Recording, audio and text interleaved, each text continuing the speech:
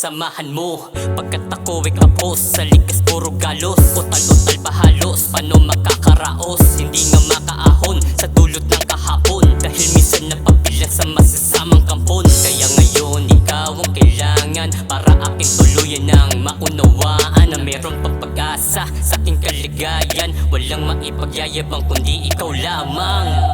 Gawin siyang humukay sa aking kaligayan. Wala pong malay sa pagkawalay ng aking buhay, pagkamatayan. Gawin siyang humukay sa aking kaligayan.